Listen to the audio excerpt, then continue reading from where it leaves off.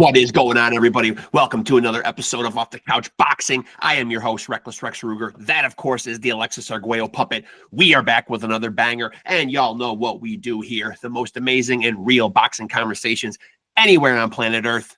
Legends, luminaries, world champions, and fighters on the come up, all coming here to chop it up with yours truly, your boy, Reckless Rex. And today is no different. We got ourselves another banger of an episode as we continue this glorious summer of Hagler. Why? Just because I said it is. Why can't it be? Super excited to have my guest. He's here now, so we're going to dive in immediately and chop it up with him, man. I'm excited. You're excited. We're excited. My boxing brethren, let's do it again. Rexx, there he is. What's up, man? Yo, what's up? Hey, man, first of all, man, pleasure to meet you. Happy to have you on here, man. Yeah. Nice to meet you, too. Hey, so usually when I dive into these, I kind of like to go back to the beginning, man. For you, when did the boxing journey start? When did you get a pair of gloves on? Man, it was I got my black belt in karate. This was years ago. I was like 12, turning 13, and I started boxing when I was 14. After I got my black belt, it was kind of like, what's next? Right, So my dad took me to the boxing gym, and it just kind of stuck. How'd you get into karate, just out of curiosity?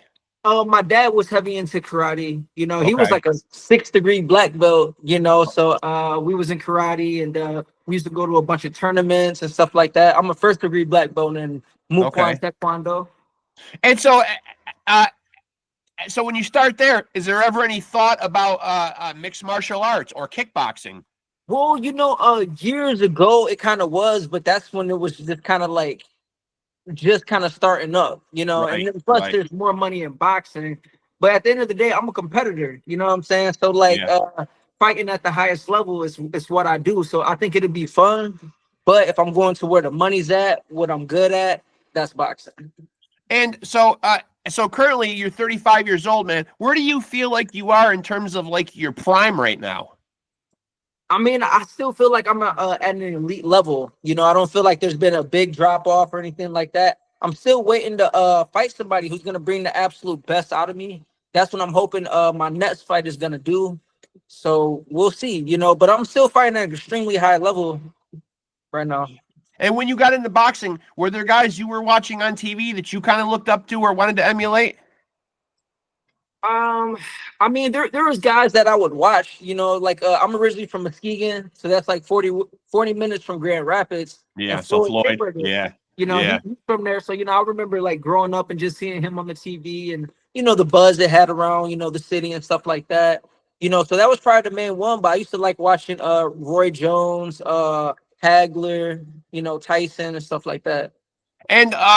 And so what about now? Because obviously you're a fighter first, but you must be a fan, of course. Who are some guys doing it right now you enjoy watching? I mean, well, Canelo, Usyk, there's a few different guys. I like Thurman, even though he hasn't been super active, but like his style of fight, I like Tank. There's a bunch of current fighters that I like right now. And you dropped Canelo's name, so if I can depart from your own career for a minute, because we get very few of these in boxing, what's labeled a super fight. We're a couple weeks away from one. How do you see Canelo and Bud shaking out? Oh man, I've always been a huge Crawford fan. I like the fact that he can switch southpaw or orthodox. If he doesn't switch southpaw when he's fighting Gamboa, I mean, shit, I don't know if he wins that fight. You're right. But I'm a big Crawford fan.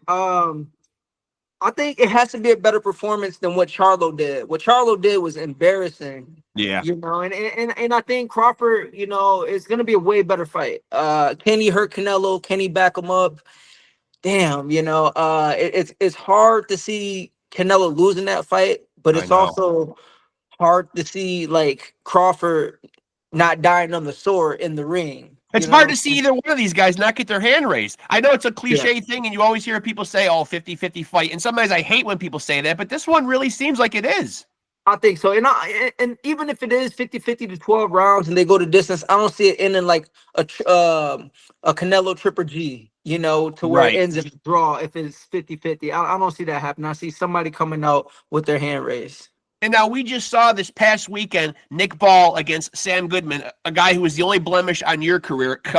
Polarizing decision, split decision. One judge had it very wide for you. First of all, when you look back on that fight, what's your thoughts on it? I mean, I went to another dude's country. I lost a 12-round 3-2 split, Yep. and it's like, did I separate? Did I stop him? Did I drop him? I didn't do any of that, but I did enough to win. Yeah. Like at the end of the day, I did enough to win. If it's in the US, I win hands down. There's a few contributing factors to it, but if I talk about it, it's just a lame ass excuse. And it don't matter what happens leading up to it. When a fighter steps in the ring, you're expected to perform at the highest fucking level. Right. So I wasn't acclimated. Is this, is that, blah. It's all just bullshit because we're all fucking warriors, and it's just what it is. And so for people that haven't seen what you do, but boxing fans that might be watching this, man, how would you assess like what you do? You do have 22 wins, 12 of them are knockouts, so that's almost like half your opponents. Obviously, some guys are boxer punchers, knockout artists, technical boxers. For people that don't know what you do, how would you typify your style? I mean, I'd say I'm like an aggressive, slick boxer puncher, because it's like I'm not boxing for 12 rounds, I'm fighting while boxing. I'm not holding, I'm not just I'm not playing it. When you see me fight, you see action, you see skill, and you see heart. Because I'm coming forward, I'm creating angles, I'm doing different type of moves. So people often ask me, where did I get my style from? And I didn't get it from anybody. I just kind of developed into who I am. And so at this stage in your career, have you set certain goals that you want to accomplish in the sport? Like we see some guys like to go through a lot of different weight classes, like a Manny Pacquiao, and win belts. A guy like Bud, who we just talked about, not as many weight classes, but really seems to like to become undisputed, likes to gobble up all those belts and create his legacy that way. For you, what are the end goals in the sport? What would you like to accomplish? Well, to become a multi-divisional champion, I want to win it at 26. That's the new weight class. Win it, defend it, move up to 30, and possibly 35, and probably end the career at 35. I don't really see me getting up to 40. 35 would probably be the highest. Yeah. But, I don't see me staying at 26, but it all starts with winning it and defending it. And then I can start the process to move up. And are any of those current champions at 126, stylistically, are there any guys that you have targeted specifically or that you feel like would make for the best opportunity for you to grab a belt? Yeah. There's a few different guys, Angelo Leo, he's a great fighter. I think that's a great matchup. Shushu Carrington, that's a good matchup. Espinoza, that's a good matchup. So my eyes are set on like all these guys. And it's just putting pen to paper. We working on details. We trying to make some things happen. So we'll see. Something big is coming down the pipeline. So I'm preparing, but I'm just not quite sure yet. So we'll see. And how active at this stage in your career would you like to be? Like, what's a comfortable number of fights per year for you where you're at right now? I mean, like I still feel young. I don't abuse my body during camp or after camp, a lot of excessive drinking and drugs and stuff like that, so 3 times a year would be great. Is that doable? Probably not. More so 2 times a year. My body can handle 3 times a year, but it's not always up to the fighter. Sometimes it's politics, it's this, it's that.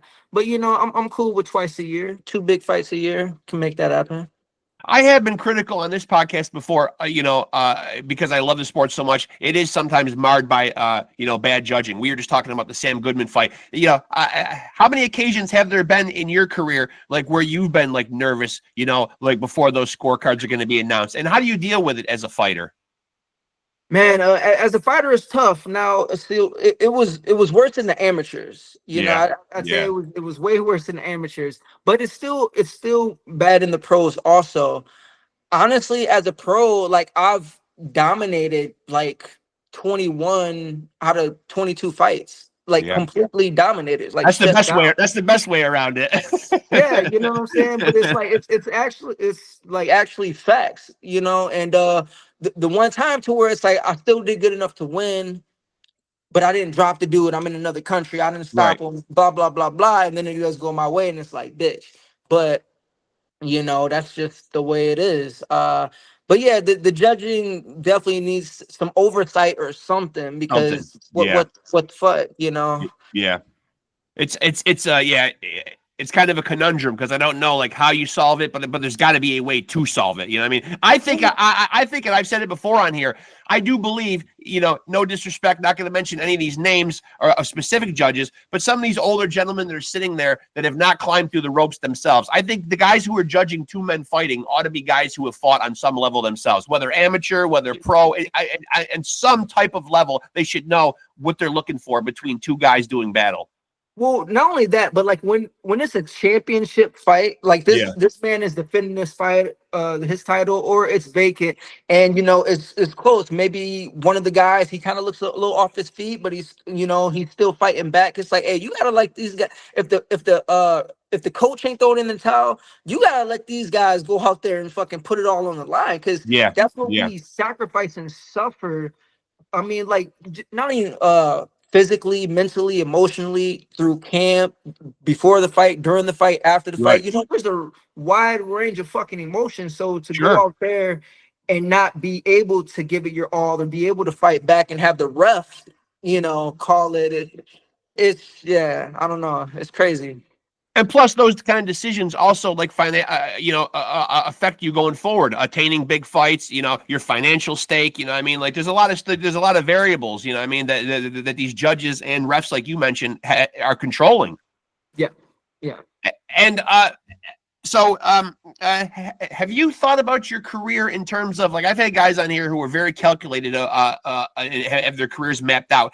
Are you playing it by ear, or have you thought about, what age you'd like to be done getting punched at, or or how many fights you have in you? Have you thought about your career in those terms?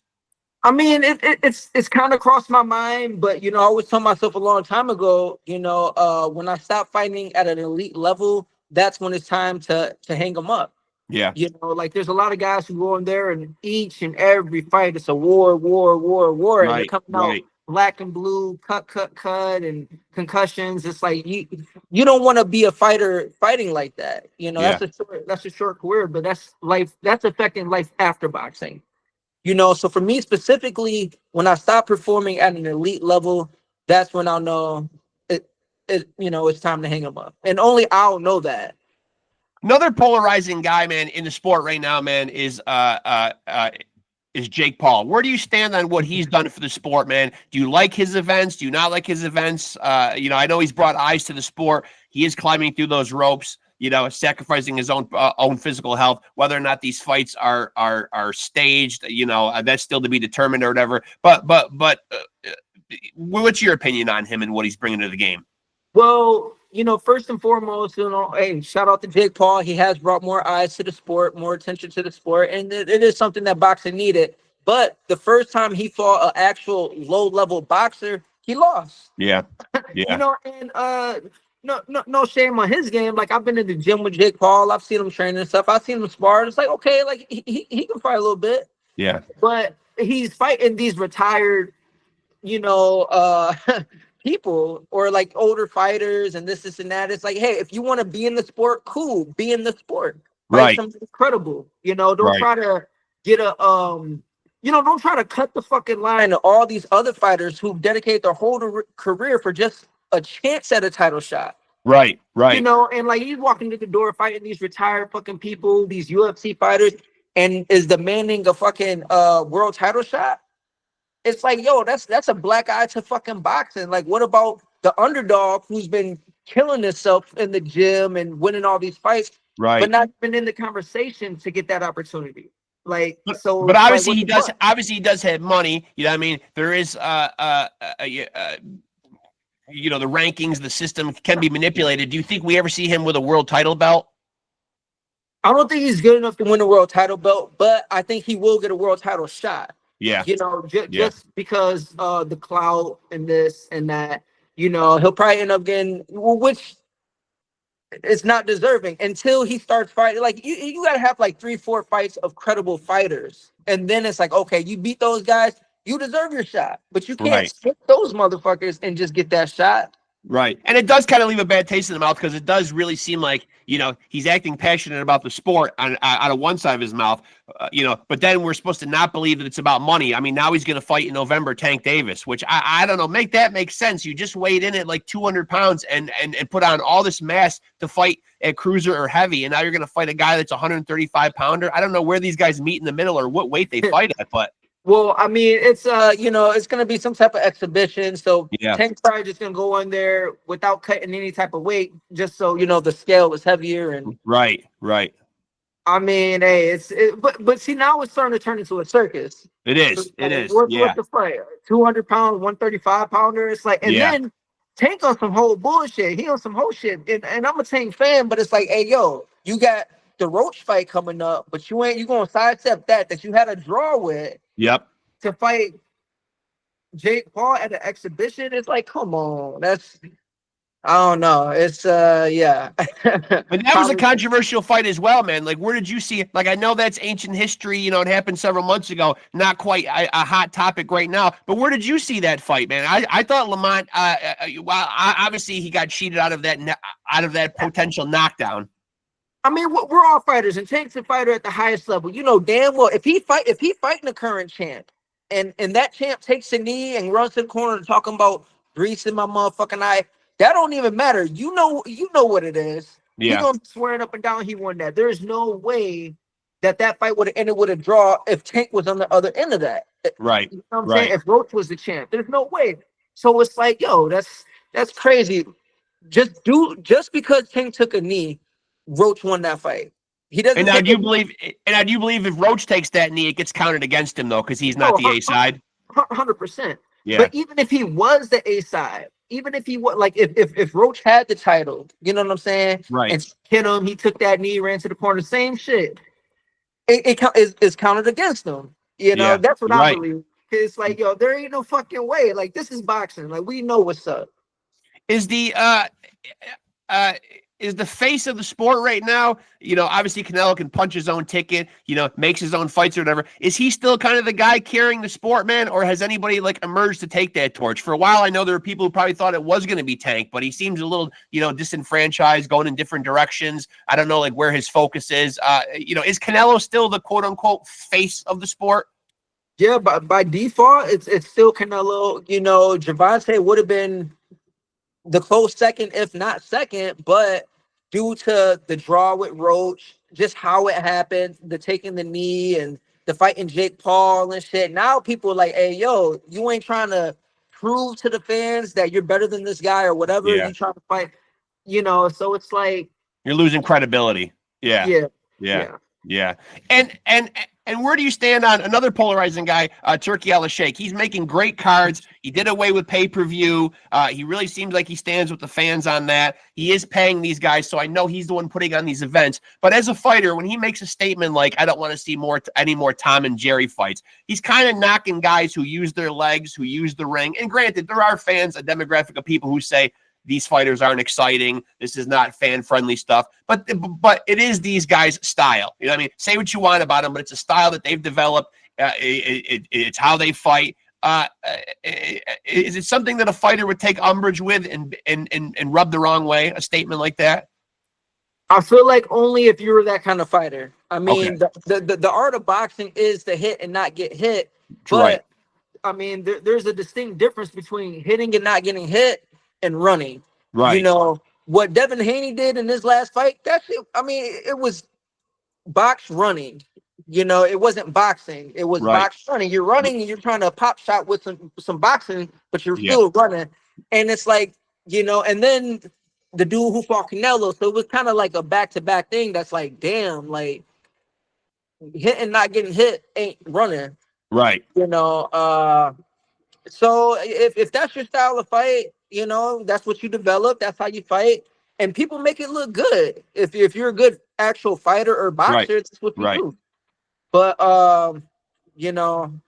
yes, 50-50, 60-40. I don't know.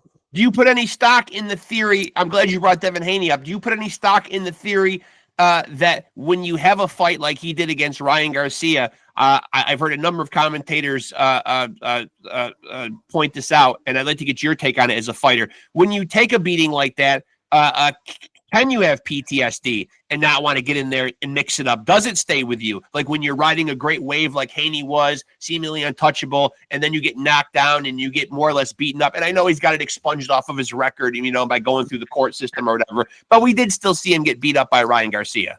Yeah. I mean, see, I can only speak for myself, and I've never taken a beating, like in sparring and amateurs and pros. But like to me, let's say I did have a beating and I get in the next fight and I'm fucking gun shy. You're just a bitch. Yeah, Like yeah. I mean, because we're in the hurting business. You know what I'm Right, saying? So right. you it only takes one shot. You can go in there, you can get knocked out, whatever. But that next fight, you can knock the other dude out. But if you're Right. scared to get hit because you got hurt or you got dropped or knocked out, you're just a bitch, and somebody's gonna expose that out of you. So do I think he's gun shy? I don't know. The way he was run boxing, that was suspect. But Yeah. we'll see what's coming up with this next fight, because oh boy, he a pretty good hitter. So Yeah. you know, And so, I'm glad you brought that fight up. That's another intriguing matchup: Haney, Brian Norman. How do you see that fight? How do you see that fight playing out? Now, I've had Brian and his father on the podcast. I like Brian. Really rooting for him in this fight. I like the Normans. But it is an interesting fight. yeah. I mean, I like Brian Norman. He's like a confident, humble, fighter. And it's Yeah, like I get that too. yeah, Yeah, like I fuck with him. He's got skills. He can hit. It's all gonna come down to the foot speed. Can he cut the ring off? Can he counter Haney's counters? Because that's all he gonna. I'm guessing. I don't know. I don't know if he's gonna fight the same style of fight, but I'm pulling for Norman. That should be a good fight, though. I yeah. think he's gotta. It's gonna start with the feet. He's got to cut the ring off, and then he's got to counter Haney's counters. Yeah. Have you given a lot of thought to what your own life after boxing looks like? When you hang up the gloves, do you feel like you're going to make a clean break from the sport? Are there other endeavors you want to do, or would you keep a foot in the sport? Are you interested in promoting, coaching, training, any of the ancillary jobs in the boxing world? Man, I'll probably have one foot, in, or at least halfway in. I wouldn't be opposed to training some fighters, if not managing some fighters, because Yeah. shit, as an underdog, like I've done it all myself. So it's like Right. I've seen firsthand this and this and that and that and da da da da da da. So, probably one foot in or halfway in, and see if I can help somebody who really wants it. That's Now, what it's a lot come down to. Now, as a guy with one loss, are you the type of fighter that moves on from that, or does it stick in your craw? Like when you have a loss to a Sam Goodman, is it something that you want to run back, you desire to run back, or do you just kind of say, all right, it happened, and I'm moving on, and I got other things in front of me in my career? Oh no, I mean I've tried to get the rematch. I've reached out. I've tried to get the rematch. I even seen him out here in Vegas at one of the fights. Damn, I can't remember who was the headline on that card, but it was at T-Mobile Arena, and I'm like, yo, what's up? What's up with that rematch? Oh, yeah, ha ha ha. Yeah, Yeah. motherfucker, what's up? Like, hey, Yeah. fight me in the States, like, fuck it, I'll go back out there for the rematch. But that they don't want that. But you only can control what you can control. Yeah. And so do you feel like when you go to another country that you are immediately put at a disadvantage? Oh yeah. I mean, Yeah. I feel like you are, but it's like the time change was a big contributing factor. Right. Because shit, the time we fought, like I think it was like it's like a whole day different. So the time Right. changed, but yeah, when you fight out the country, you gotta separate. You gotta at least drop the guy. You gotta do something, or rule of thumb is knock him out, stop him. And so your career was really rolling along up until that loss. As a fighter, man, how did you specifically, what was your tactic for dealing with the loss? How did it affect you, your mindset, and how did you get yourself back on track? How did you process it all? Well, for me, it was hard because like it didn't hit me for like 2-3 months after the fact, Yeah. because it's not like I got beat by a guy who was better than me, you know? So it's like I didn't get the win, but like I can't change the blueprint like that because I did enough to win. Did I stop him, drop him, knock him out? No, but it's not like I went out there and just got dismantled. You know what I'm saying? Right. Does it So it's drive you crazier that it was a split decision and a judge did see it your way? Does it even stick in your craw even more? Like, hey, I mean, this is a polarizing decision here. nah. It was just things just felt different. You know what I'm saying? Shit just felt different. Like I went to Arizona. I got a daughter that lives out there, you know, and I went to the fitness gym to work out and I just felt different. I'm like, fuck.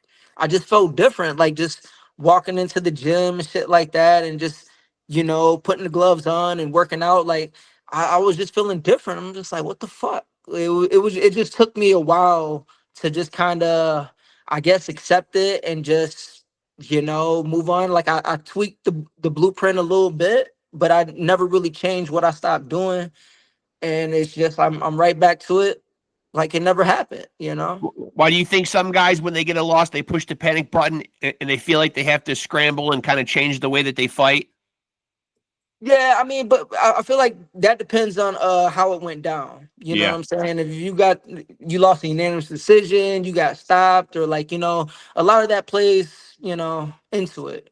Then you feel like you got to go back to the drawing board. Yeah. Yeah. You go out there and just get dominated. It's like, fuck, I gotta change some shit. Now it's different. Now it's like, Yeah. oh shit. But Yeah. you lose a 12 round 3-2 split that you in your heart felt like you won. It's like, the fuck can you really do? I mean, I know you talked about having the karate background before you got into boxing, man, but did all this combat stuff, did it feel like it came naturally to you, or did it feel like you really had to work at it? Was there any part of it that felt like it just came to you? Oh yeah, 100%. I mean, I was in karate gym at the age of 3. I've always been involved in sports. So, I play karate, some football, track, a little bit of basketball, boxing. I'm an elite athlete, Yeah. Yeah. So it's just competition, sports. That's what I'm all about. Performing at the highest level is what gets me excited. Was there anybody that was opposed? Because I know a lot of times that, I hear the same story on here. A lot of fathers, they love to get their kids in the boxing gym, you know what I mean? But mothers might not be so excited about their kids getting punched in the face for a living. Was anybody opposed to you getting into combat sports or boxing? A mother, a grandmother, an auntie, anybody say, Rexx, don't do this? Nah. I mean, probably not, just because like I was already in the karate gym at a young age. Yeah. We used to travel around the country, going to tournaments and stuff like that. And boxing's adjacent to that, but still combat and everything. So my mom, she wasn't like, nah, I mean, she was just normal about it. Like, hey, that's what you want to do, that's what you want to do, type shit. Do you feel like the martial arts, because for people that don't know, obviously the martial arts, I think people think of the physical aspect of it, but obviously it does build self-confidence and patience and discipline. Do you feel like those tools that made it easier to segue into boxing because you already kind of had that foundation laid? Yeah. I think the discipline, being humble, and stuff like that. Karate definitely instilled that into me. Especially heavy on the discipline part, because it's like, oh, some fighters, oh man, I don't see how you can do that. I'm like, this shit's fucking easy. Like, what are you Right. talking about? And Right. that's just the discipline, but it's easy for me, but not so much for somebody else. But that's the discipline, and then the being humble is knowing, hey, it only takes one hit to get knocked the fuck out. Right. It can Right. happen to you, it can happen to me, but that's why we lace them up. Have you and your team talked about the timeline in terms of like when you would like to be challenging for one of these titles at 126 pounds? Do you feel like it's more likely to happen in 2026, or could you possibly land a title fight here in 2025? I know it's already August. Hey, you never know. This shit could happen in this fucking November. Right. You never know when the call will come. Yeah, Yeah. we'll see. But that's what we're pushing for. I'm ready for a world title shot. And I want one of these guys. Espinoza, he's at the top of my fucking list. Angelo Leo, he's next. Carrington, just go right down the fucking board. And you seem like such a gregarious, affable guy. Do guys ever get under your skin? This trash talking, which I know now with social media especially, is a big part of the game. Do you like to engage in it? And if not, are guys able to get under your skin using it? Honestly, I just do me. Like I'm on my program. Like people can talk shit, but like that's just what it is. It comes with like the territory. So like it don't get under my skin because it's just in one ear and out the other. It just is what it is. Like you can talk your shit, but I'm gonna see you. So Right, it right, right, it, right. it really don't matter what you say because I'm gonna see you and I'm gonna embarrass you. I did that to 21 out of 22 fights. Like everybody I fucking fought, I Y- fucking embarrassed. So And so it's hard to make it personal for you. For the most part, it's business. yeah, it's business. It's like when I fought in Cali at the Staples Center or the crypto arena. I fought Mike Plania, and we're at weigh-ins, and I can see the little bitch in his eye, whatever, but Yeah, I'm posted, and he's trying to be funny, putting his hands up and shit. And I'm like, all right, went out there and just straight fucking embarrassed him, yeah. and it's like, hey, that's just what it is. When you're in a fight camp, uh, uh, and obviously you've been through a bunch of them. Your favorite part about fight camp? Favorite part is it might sound funny, but it's the suffering. Yeah, yeah, yeah. I kind It's the of get suffering. that. I kind of get that. I kind of understand that. You know what I mean? Because the suffering does feel like you're putting in the work. Yeah. It's the suffering. It's the dining. It's the not hanging out. It's the it's the this. It's the that. It's the especially when it's a big fight. Because it's just you're like, see, I'm the type of fighter who can wake up at 3 a.m. and get to the grind. Wake up at 4 a.m. Do a 2 a day. Do a 3 a day. I don't need a fucking coach there. I don't need somebody to hold my hand. And Right. that's the way I've been throughout my whole career. So when I got a big fight coming up and I'm in camp, I wake up excited and I just get it. I feel like that's a different kind of trait, though. I feel like that might stem back from the martial arts training, though. Definitely. Yeah, yeah. Yeah. Yeah. Just that self discipline. Like, that's got to be like a big part. And are you a guy who typically walks around pretty close to your fight weight? Like, you don't have to kill yourself to get there? Yeah, I never like blow up. You know what I'm saying? I never have to lose a crazy amount of weight because I just think it's gonna drain you. I don't. I like to stay within 10, 15 pounds. Yeah. Or so within the weight. Uh, before camp. And And uh, and so your last fight was just happened in May. Do you have did you have a definitive date of when you will fight next? No, so I'm not well working on the next fight right now. We're Okay, working on the next fight, working on something big, but like I can't really talk about it because I want, we gotta understood. put put pen to paper, we gotta make shit happen. So we'll see. And so before I let you out of here, I certainly want people to be able to know like how they can tap in and follow what you're doing, man. I know everyone's on social media somewhere. If people want to follow you, keep up with what's going on with you, where's the best place to follow you? Yeah. You can follow me on Instagram at ALEEM Boxing. Once I get the fight date and everything like that, I'll be posting more and more. But honestly, I'm a low key chill type of guy. I be in my lane, I'm in my zone, and I'm just focused. I'm planning and plotting on the next fucking move, and that's the world title shot. Awesome, man. Listen, man, I appreciate you making the time. I'm glad we got a chance to do this, man. Awesome guest, awesome conversation, man. So stay in touch. When you got news, let me know. I'd love to have you back on, man. All right. Appreciate you. Thank you for having me. Always, man. I appreciate you, man. Thanks so much. Good talking to you, my friend. All right, thank you. All right. Later, Rexx. There he goes, folks. Rexx, the Beast ALEEM. 35 years old and looking good. Damn, I didn't even look that good at 35 years old. Damn, he looks like he's 25.